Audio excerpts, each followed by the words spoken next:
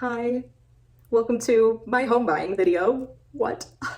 We have a lot of ground to cover, so I'm gonna just jump in.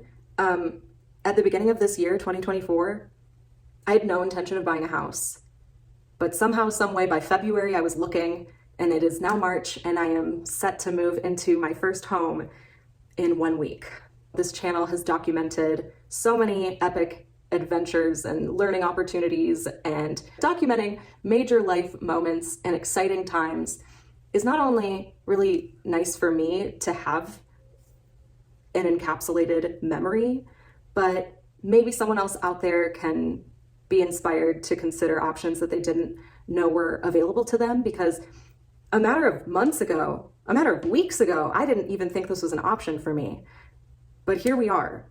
So with that being said, I'm not giving advice. I don't think this is educational at all. I'm only documenting. I don't know if I know what I'm doing. I don't want to lead anyone astray. Take this for educational.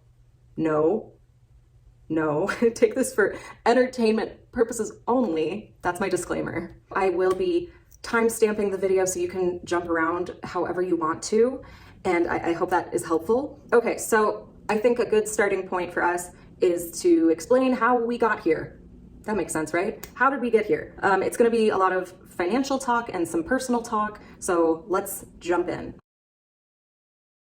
I consider myself in a very similar position to the majority of Americans, and that is, I live paycheck to paycheck. Over the last 5 years, it's been really crazy, but I think for the point of keeping this concise, I maintained good credit my whole life until quite recently, and I actually got into that kind of yellow zone, the bad zone, not like the terrible zone, but the bad zone. I've been very, very fortunate, but I got into a hole, okay? A very hopeless financial hole. Two major things happened in the last 2 years that has helped me get out of that. Firstly, I decided to do a no-spend year. I still paid for essentials, of course, and I still allowed myself experiences, things like dining out. I think I went on a trip, but those instances were few and far between. And I really learned a lot about where I was wasting money and how to be smarter financially and just adopt a more frugal lifestyle, because the way things were not good. I developed some really bad habits in Hawaii and through COVID. My no-spend year also directly correlated with me being diagnosed with ADHD and generalized anxiety disorder, and I did start medication.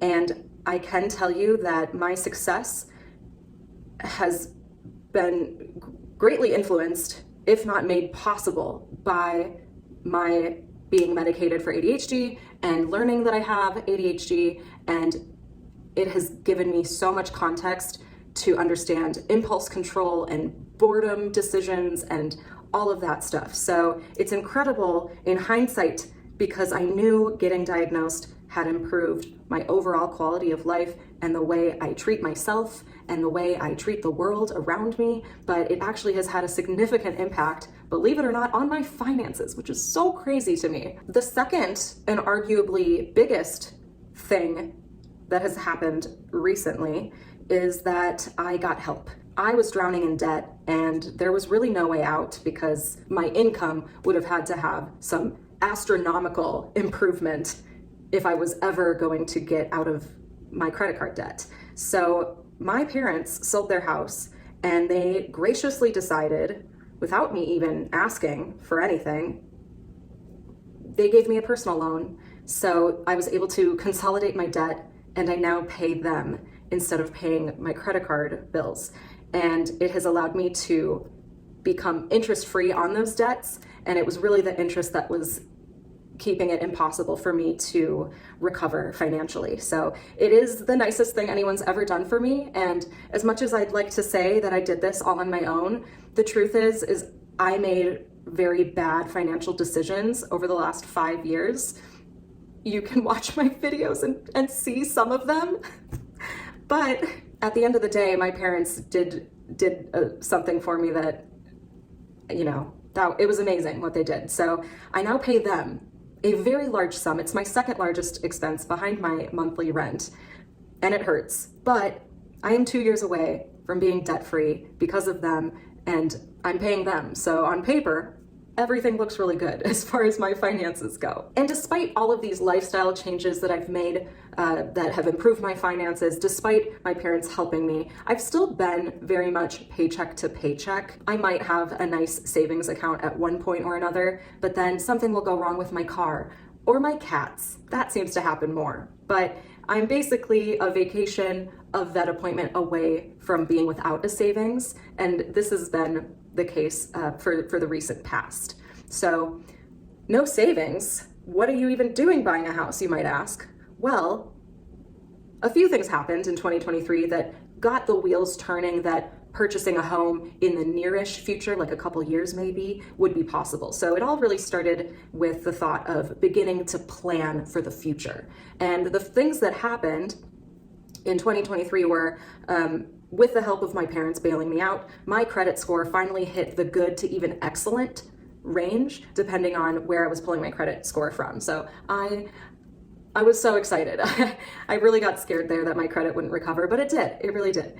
I also received a promotion at work, which brought me from lower middle class into the middle class. And I really celebrated that. I was like, I never thought I would get out of lower middle class, but here we are. I'm like the real middle class, even though we all know the affordability crisis going on in America and maybe even the world right now, and that middle class doesn't really get you too far, but I still wanted to celebrate, and it just got my wheels turning. It got the cogs going. What am I even saying? And then lastly, I already mentioned this, but I realized that I was on track to be debt-free in 2 years. So that's why I thought maybe I'll buy a house in like 1 or 2 years and I'll just start preparing. I was researching and learning and just figuring out how to go about this process as like a long-term goal. And then simultaneously, and a little impulsively to be honest, I accepted a job that would require me to relocate. It's not too far from where I am, but there was no way I could realistically do the commute. And then I just thought one fine random day, like,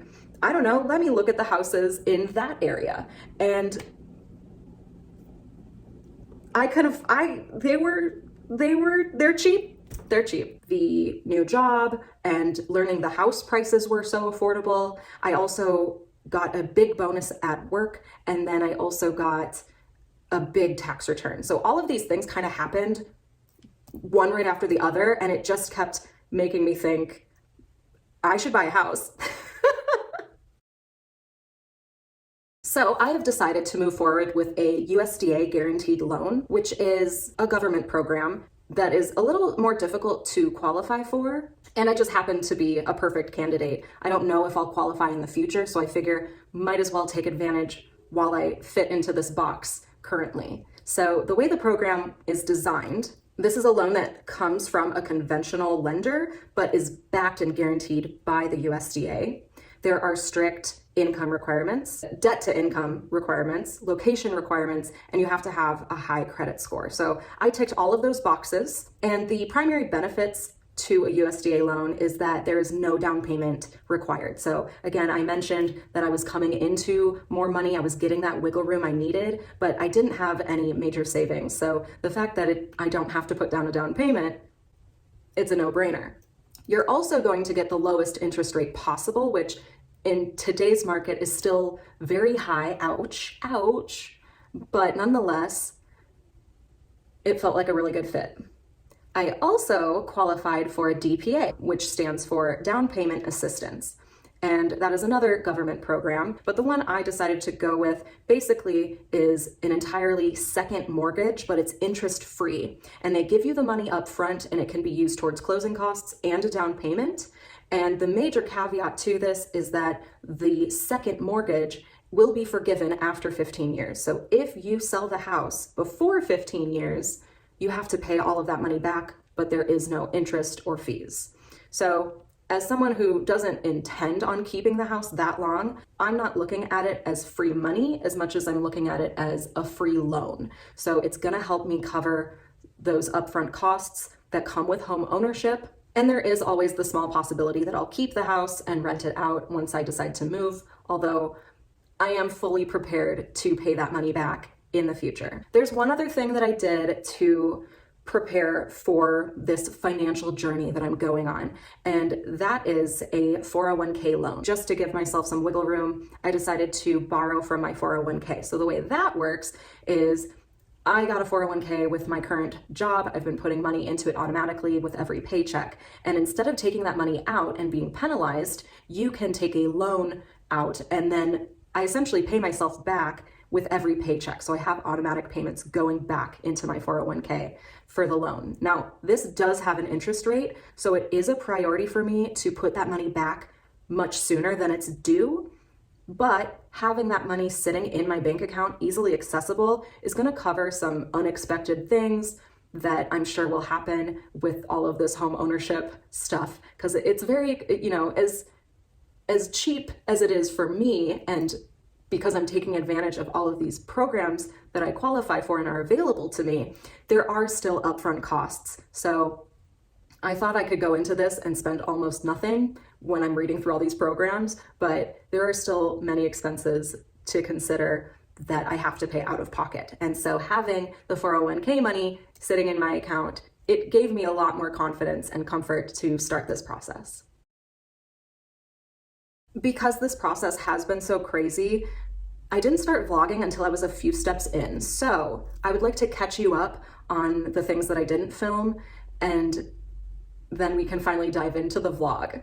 So the first thing I did was I scheduled a few house showings through Zillow, and Zillow matched me with 2 different realtors kind of randomly.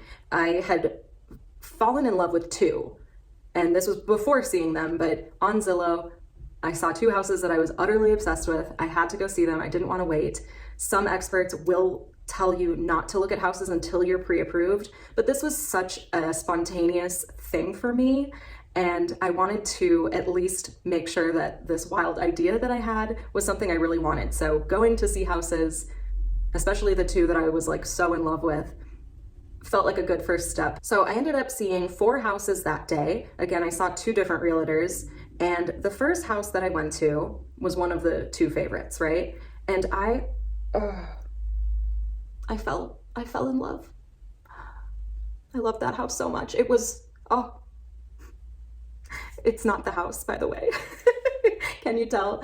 It had all of this vintage charm, original hardwood flooring, beautiful big windows, a tin roof. It was in the most adorable town, nature everywhere. I mean, it was kind of my original dream. The thing that I had been thinking about and planning for to do in a couple years. I felt like it was the attainable version of that. And I just fell head over heels. So the rest of the showings, while I did like 2 more of them, and then the other one was just really scary, I just was so in love. But this was a preliminary run, okay? I had a trip to New York City. So fun, by the way. I told myself to just cool it. Don't rush into anything. This is a big step. You're not ready. It's okay. And of course, while I was on my trip, the house sold. And I was so heartbroken. But when I got back, I was ready to hit the ground running. So even though I liked one of the realtors I met with through Zillow, I couldn't find any reviews for him, and I felt kind of weird getting matched up with someone randomly, so I still wanted to explore that a little more. So I did reach out on a few websites, put my name and number into a couple things, and that's really when my phone and my email started to just completely blow up, and it was very overwhelming. But one day at work, my phone rings, and I don't know why, because I wasn't answering these calls typically. I mean, I'm at my job.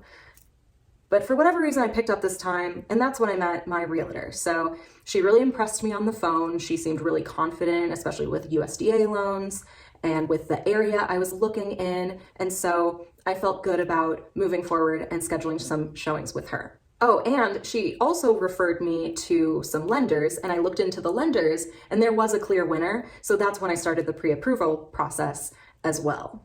And let me tell you, that was a scary step for me, because at this point I was feeling really committed and really excited. And there was always that thought in the back of my mind, what if I don't get approved? But I did. Ring a ding ding. So with my pre-approval in hand, me and my realtor had a very full day. We had 8 showings that day, and some of them were scary. And there were some that I liked maybe, but didn't really feel it. And then there were two there were two houses that I really liked. One of those two happened to have an open house later that day. So I decided, after our busy day of 8 showings, I decided to go do a self-tour, which was really scary. I don't recommend. If you guys ever are like looking at houses and you want to get a house and the listing agent is open door, or they have open door tours available, I don't think, it seems really sketchy. And my realtor agreed. So don't do that.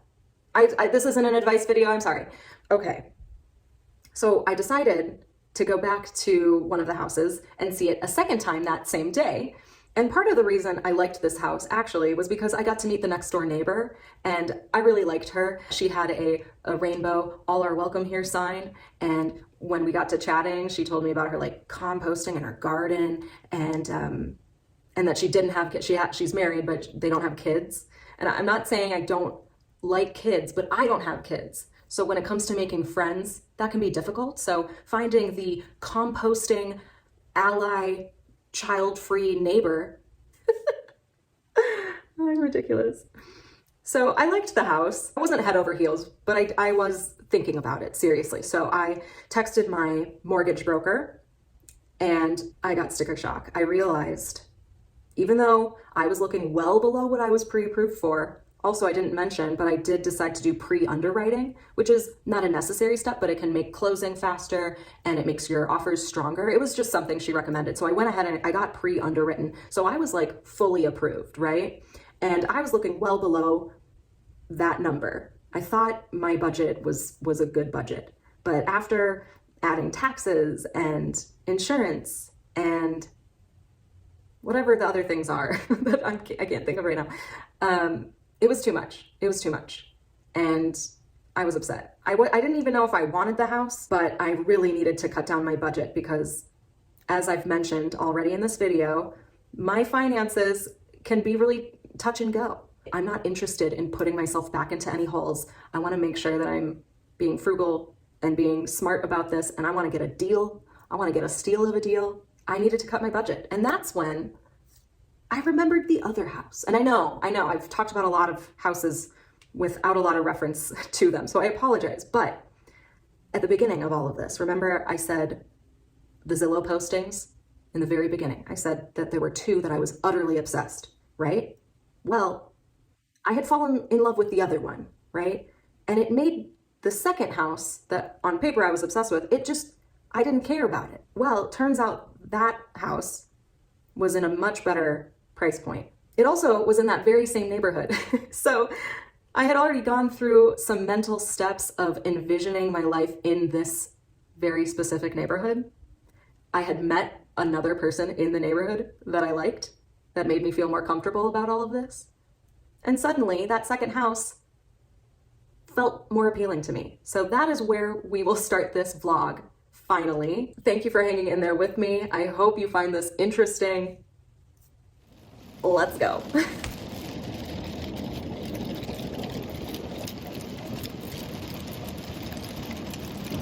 Hello! I'm finally vlogging!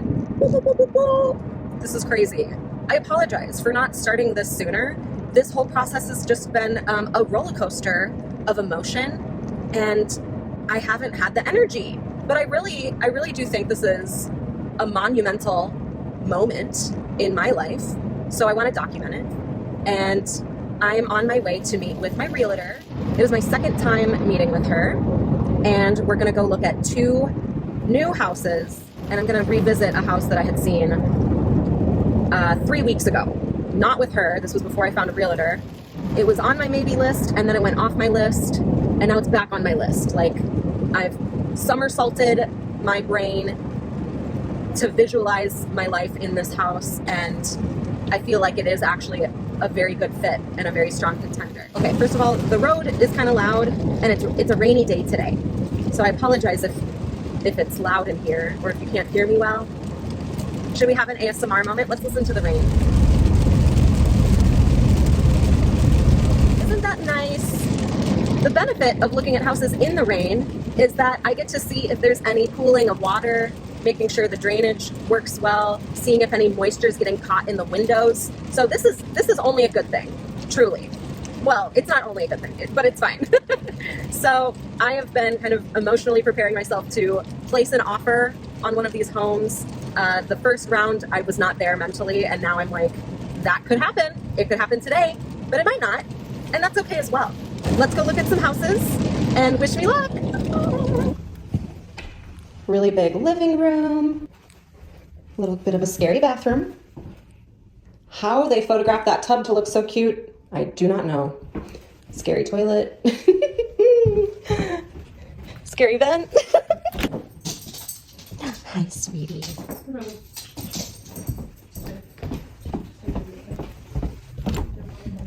Bedroom. Big rooms.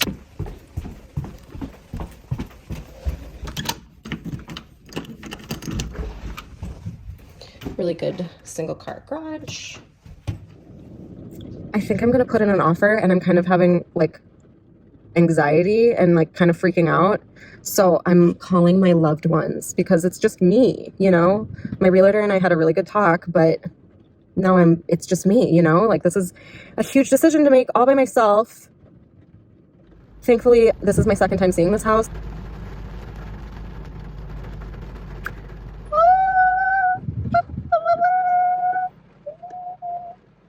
It's so nerve-wracking. Oh, it's so nerve-wracking. I'm driving around kind of aimlessly. I was exploring some nearby parks just to get to know the area. And my realtor called. Okay, so we're moving forward with the offer. I'm offering under asking, but we found out that they had only received one other offer, and it was super low, extremely low. So my low offer compared to that low offer should look good. I'm freaking out a little. It's just like a big step to take. Again, this all happened really fast. Never did I realize that this was the year I was going to be buying a house. Is it my dream home? No. Is it my dream location? No. But it is a house I can see me and my 2 cats being very comfortable. More comfortable than any of the other houses I looked at. So much of it is good enough, but also I love the house. I hope they accept the offer, but I also need to be prepared to not have the offer accepted. That is a very, very real possibility. And it's okay. It'll be okay. And it you know, what will be will be. And I'm glad I started vlogging today, because I guess today's the day I put in my first offer. Maybe my last offer. Will they counter? I don't know. Will they reject? I don't know. Will they accept? Maybe. So my realtor is writing up the offer. I'm just hanging out because she's going to send it to me. She said it would be pretty quick. And then I have to sign it.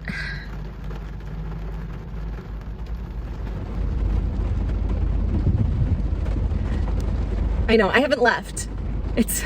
I've gone through such a journey without leaving this parking spot. I signed my offer. I think I understood everything I was signing. The craziest part about it is that my offer expires at 9 p.m. tonight. It is currently 1:30, so they need to let me know if they accept before the end of the day, but by 9 p.m. I'm gonna find out today.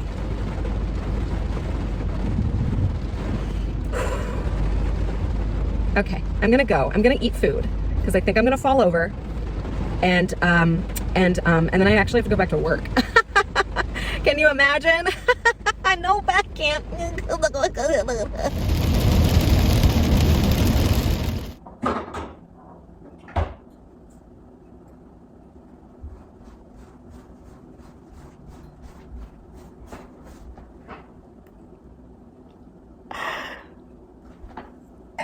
There's a thing I do in life.